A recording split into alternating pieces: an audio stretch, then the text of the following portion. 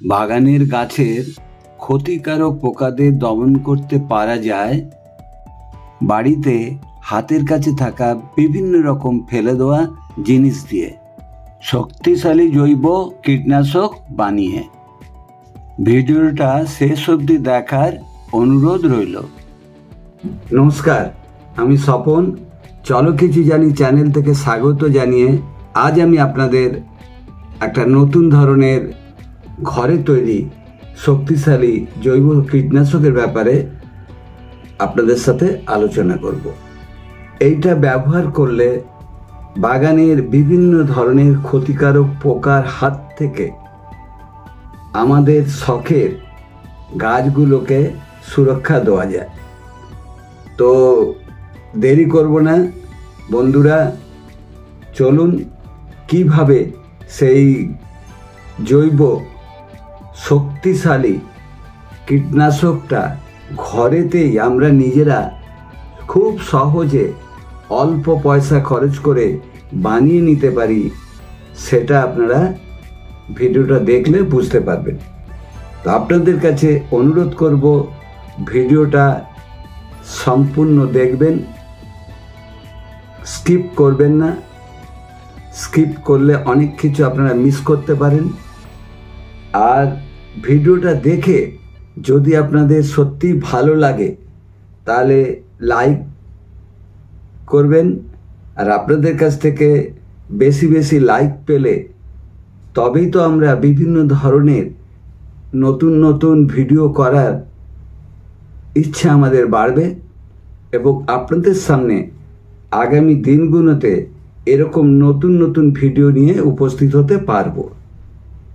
আর ভালো লাগলে আপনাদের জানাশোনা যে সমস্ত বাগানপ্রেমী বা ছাদপ্রেমী আছেন তাদের কাছে পারলে ভিডিওটা একটু বেশি করে শেয়ার করবেন, কেন তারাও জানতে পারবেন। আর নতুন বন্ধুদের কাছে আমি অনুরোধ করব, যারা আমার চ্যানেলে নতুন এসেছেন তাদেরও যদি ভিডিওটা দেখে ভালো লাগে তাহলে প্লিজ পরবর্তী দিনে এরকম ধরনের নতুন নতুন ভিডিওর আপলোড যদি আপনারা অতি সহজেই পেতে চান তাহলে আমার চ্যানেলটাকে সাবস্ক্রাইব করে পাশে থাকা বেল ঘন্টাটায় পুশ করে অল করে দেবেন। চলুন এবারে ভিডিওটা দেখতে থাকুন। এই শক্তিশালী জৈব কীটনাশকটা তৈরির জন্য প্রথমেই আমার লাগবে কিছুটা তামাক পাতা। এই তামাক পাতা আপনারা দোক্তার পাতা বা খৈনির পাতা, যা আপনারা বাজারে পেয়ে যাবেন খুব সহজেই। এটা লাগবে ঠিক অল্প কিছু পরিমাণে, মানে দেখতে পাচ্ছেন ওই 4 চামচের 2 থেকে 3 চামচ মতন লাগবে। আমি এখন আপনাদের 1 লিটারের এই জৈব কীটনাশক করে দেখাবো। তার জন্য করবো 150 থেকে 200 ml এর একটু প্লেন জল নেব। এই তামাক পাতাটাকে এই পাত্রের মধ্যে দিয়ে দিলাম। 150 থেকে 200 ml জলের মধ্যে এটাকে ভিজিয়ে রাখবো 7 থেকে 8 ঘন্টা। ধরুন এখন 10টা বাজে, আমি এটাকে বিকাল 5টার সময় এর থেকে এই দ্রবণটা নিয়ে কিভাবে আমি এই শক্তিশালী জৈব কীটনাশকটা তৈরি করব আর এর সাথে আর কি কি মেশাবো তখন আমি বিস্তারিত আপনাদের জানাবো। এবং ওই দ্রবণটাকে তৈরির পরে গাছেতে কিভাবে ব্যবহার করব, কখন ব্যবহার করব, কতটার সাথে জল দিতে হবে ইত্যাদি বিস্তারিত আলোচনা বিকাল 5টার সময় আমি আপনাদের সাথে আলোচনা করব। ফিরে এলাম 7 ঘন্টা বাদে। এখন এই যে তামাকের মিশ্রিত যে জলটা রয়েছে সেটাকে একটু ভালোভাবে মিশিয়ে নেব। এবারে এটা একটু ছেঁকে নেব। এর সাথে এখন মেশাবো ইথাইল অ্যালকোহল। ইথাইল অ্যালকোহল সম্বন্ধে আমি 12 তারিখের ভিডিও আমি পোস্ট করেছি, আপনারা প্রয়োজন মনে করলে পারে আমার লিঙ্কে গিয়ে ওই ভিডিওটা দেখে নিতে পারে।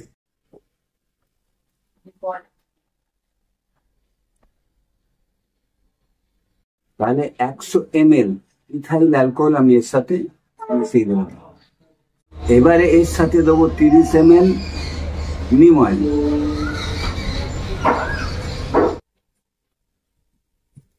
আর দেবো যে কোনো হ্যান্ড ওয়াশ। আপনারা চাইলে শ্যাম্পু দিতে পারেন, ডিটারজেন্ট পাউডার দিতে পারেন। আমার হাতের কাছে এই মুহূর্তে রয়েছে স্যাভলন হ্যান্ড ওয়াশ লিকুইড, তো এইটা আমি এর সাথে 1 চামচ মেশাবো।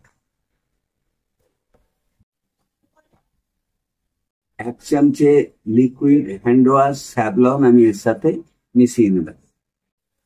মিশিয়ে এটাকে খুব ভালোভাবে নেড়ে নিতে হবে।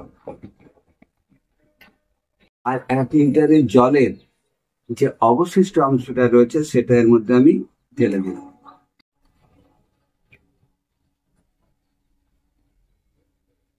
তাহলে আমার দ্রবণটা তৈরি হলো সম্পূর্ণ 1 লিটারে। এই দ্রবণটা আমি এখন ঢেলে দিলাম একটা বোতলের মধ্যে।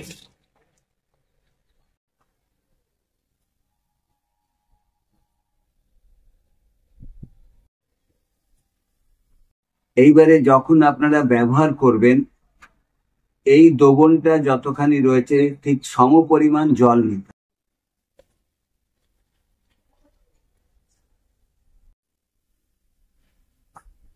ধরুন এতটা নিলেন, ঠিক এতটা পরিমাণই জল এর সাথে মেশাবেন।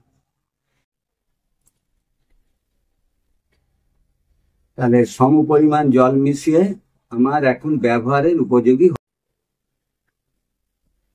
এখন এটাকে এই স্প্রে বোতলে ঢেলে নিতে হবে।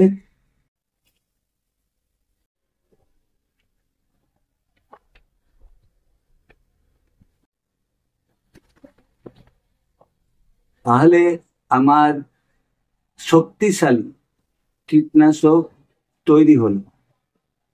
এই কীটনাশকের সাহায্যে আপনারা গাছের যে কোনো পোকাকে দমন করতে পারবেন। আপনার অ্যাপিডস, মাইটস, কাটারপিলার, যে কোনো ধরনের পোকা, লেদা পোকা বা কাটারপিলারের ওপরে যখন আপনারা স্প্রে করবেন দেখবেন একবার ছটফট করতে করতে পড়ে যাচ্ছে। আপনারা আক্রান্ত গাছে এটাকে ব্যবহার করতে পারেন।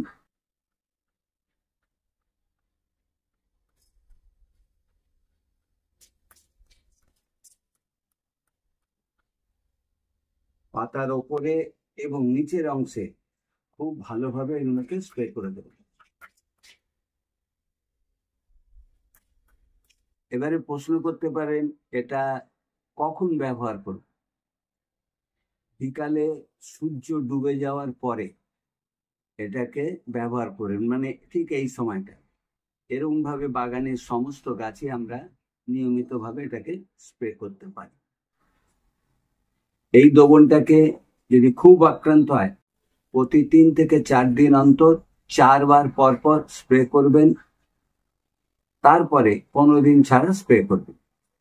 আর যে সমস্ত গাছ আক্রান্ত হয়নি সে গাছেও নিয়মিতভাবে আমরা যদি এটাকে প্রতি 15 দিন অন্তর স্প্রে করতে পারি তাহলে এই যে বিভিন্ন ধরনের শোষক পোকা, মানে পাতার রস চুষে খায় যেসব পোকা, গাছের কাণ্ড কচি কচি পাতাকে চিবিয়ে চিবিয়ে খায় যেসব পোকা, লিপ মাইনার পোকা বিশেষ করে লেবু গাছে দেখা যায়, এই ধরনের বিভিন্ন যে পোকামাকড় আছে সেই পোকাগুলোকে অতি সহজে দূরে সরিয়ে রাখা যায়।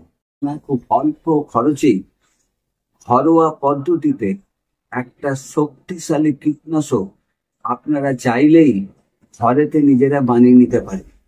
তা আমি আপনাদের কাছে অনুরোধ করব আপনারাও ঘরেতে এরকম ধরনের কীটনাশক বানিয়ে আপনাদের ছাদের ছোট ছাদ বাগানগুলোকে পোকার হাত থেকে রক্ষা করুন। তো বন্ধুরা, এই ছিল আজকের আমার ভিডিও। লাইক করবেন, অন্যদের সাথে একটু বেশি করে শেয়ার করবেন।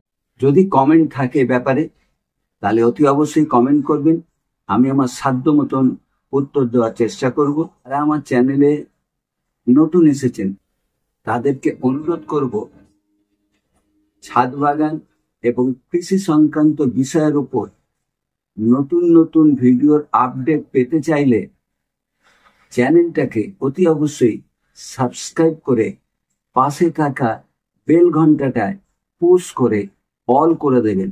বন্ধুরা, আজকের মতন আমি আপনাদের কাছ থেকে বিদায় নিচ্ছি।